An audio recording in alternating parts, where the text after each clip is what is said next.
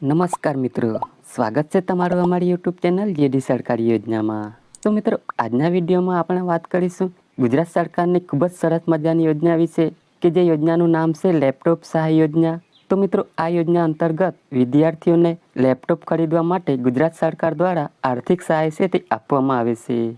પણ મિત્રો, મોટાભાગના વિદ્યાર્થી મિત્રોને અરજી કેવી રીતે કરવાની તેની સાચી રીત છે તે ખબર જ હોતી નથી. તો ચાલો વિદ્યાર્થી મિત્રો, આ યોજના વિશે સંપૂર્ણ માહિતી સ્ટેપ બાય સ્ટેપ આ વિડીયોની અંદર મેળવીશું.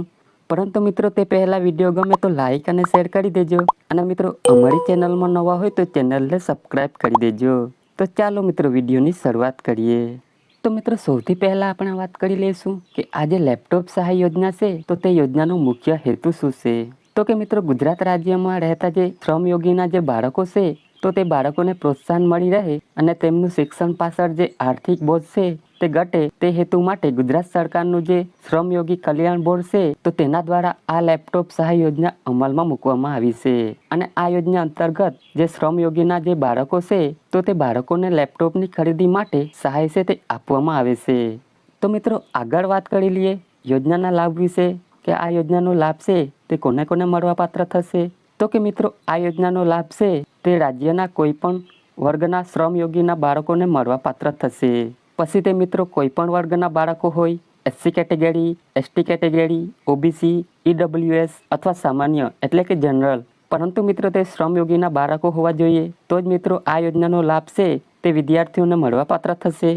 ત્યારબાદ મિત્રો, અહીં વિદ્યાર્થીઓએ કોઈ પણ સરકાર માન્ય બોર્ડમાંથી ધોરણ 12ની પરીક્ષા પાસ કરી તેમાં 70% કે તેથી વધારે ટકાવારી છે તે મેળવેલા હોવા જોઈએ. એટલે કે મિત્રો, ધોરણ 12ની પરીક્ષામાં 70% કે તેનાથી વધારે ટકાવારી સાથે ધોરણ 12ની પરીક્ષા પાસ કરેલી હોવી જોઈએ. અને મિત્રો, વિદ્યાર્થીઓએ આગળ પ્રોફેશનલ અથવા ડિઝાઇનિંગના જે કોર્સ છે તેમાં પ્રવેશ મેળવેલો હોવો જોઈએ. તો જ મિત્રો આ યોજનાનો લાભ છે તે વિદ્યાર્થીઓને આપવામાં આવશે. અને ત્યારબાદ મિત્રો, જે વર્ષમાં બોર્ડની પરીક્ષા પાસ કરેલી છે એ જ વર્ષમાં લેપટોપની ખરીદી છે તે ખુલ્લા બજારમાંથી કરવાની રહેશે. અને મિત્રો, લેપટોપની ખરીદી છે તે 6 મહિનાની અંદર કરવાની રહેશે. અને મિત્રો, લેપટોપની ખરીદી કર્યા પછી તમારે અરજી છે તે કરવાની રહેશે. અને મિત્રો, લેપટોપની ખરીદી છે તે વિદ્યાર્થીઓએ પોતાના નામે જ કરવાની રહેશે. પરંતુ મિત્રો, અહીં જો ધોરણ 12 પછી વિદ્યાર્થીઓએ વિદેશમાં પ્રવેશ મેળવેલો હશે તો તેવા સંજોગોમાં આ યોજનાનો લાભ છે તે મળવાપાત્ર થતો નથી. અને મિત્રો, વિદ્યાર્થીઓના વાલી છે તે કોઈ પણ કારખાનામાં અથવા સંસ્થામાં કામ કરતા હોવા જોઈએ અને છેલ્લા 1 વર્ષથી લેબર વેલફેર ફંડ છે તે ભરતા હોવા જોઈએ. તો જ મિત્રો આ યોજનાનો લાભ છે તે મળવાપાત્ર થશે. અને મિત્રો, આ યોજનાનો લાભ છે તે આજીવનમાં એક જ વખત મળવાપાત્ર થશે. એટલે કે મિત્રો, એક વખત યોજનાનો લાભ લીધા પછી ફરી ક્યારેય આ યોજનાનો લાભ છે તે મળવાપાત્ર થતો નથી. વાત કરી લઈએ મિત્રો સહાય વિશે કે આ યોજના અંતર્ગત સહાય છે તે કેટલી મળવાપાત્ર થશે. તો કે મિત્રો, આ યોજના અંતર્ગત લેપટોપની ખરીદી કરેલ છે તેમની કુલ ખરીદ કિંમત છે તે ખરીદ કિંમતના 50% લેખે સહાય છે તે આપવામાં આવશે. અથવા વધુમાં વધુ ₹25,000ની મર્યાદામાં સહાય છે તે આપવામાં આવે છે. અને મિત્રો, આ બે રકમમાંથી જે રકમ ઓછી હશે એટલી વિદ્યાર્થીઓને સહાય છે તે મળવાપાત્ર થશે. વાત કરી લઈએ મિત્રો, આ યોજનાનો લાભ મેળવવા માટે વિદ્યાર્થીઓએ અરજી કઈ જગ્યાએ કરવાની રહેશે. તો કે મિત્રો, આ યોજનાનો લાભ મેળવવા માટે વિદ્યાર્થીઓએ લેપટોપની ખરીદી કર્યા પછી 6 મહિનાની અંદર જે સન્માનનું પોર્ટલ છે એટલે કે samman.gujarat.gov.in નામની જે વેબસાઇટ છે તે વેબસાઇટ પર જઈ અને ઓનલાઈન અરજી ફોર્મ છે તે ભરવાનું રહેશે. મિત્રો, ઓનલાઈન અરજી ફોર્મ છે તે હાલ અત્યારે શરૂ છે. તો મિત્રો, તમે સન્માન પોર્ટલ પર જઈ ઓનલાઈન અરજી છે તે કરી શકશો.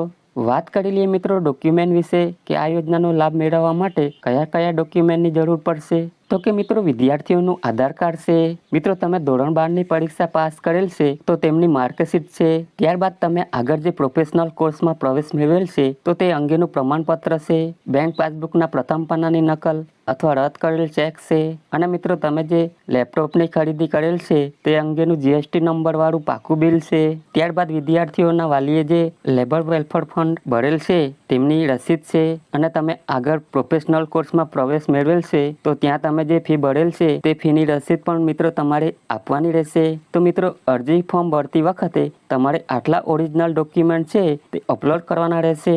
તો મિત્રો, વિદ્યાર્થીઓ માટે ખૂબ જ અગત્યની યોજના કહી શકાય લેપટોપ સહાય યોજના કે જે યોજના અંતર્ગત લેપટોપની ખરીદી કરવા માટે ₹25,000ની મર્યાદામાં સહાય આપવામાં આવે છે. તો વિદ્યાર્થી મિત્રો, તમને અમારો આ વિડીયો ઉપયોગી લાગ્યો હોય તો લાઈક અને શેર કરી દેજો. અને મિત્રો, આવી જ નવી નવી માહિતી માટે અમારી આ ચેનલને સબસ્ક્રાઇબ કરી દેજો. અને મિત્રો, ફરી મળીશું આવા નવા જ વિડીયો સાથે. ધન્યવાદ.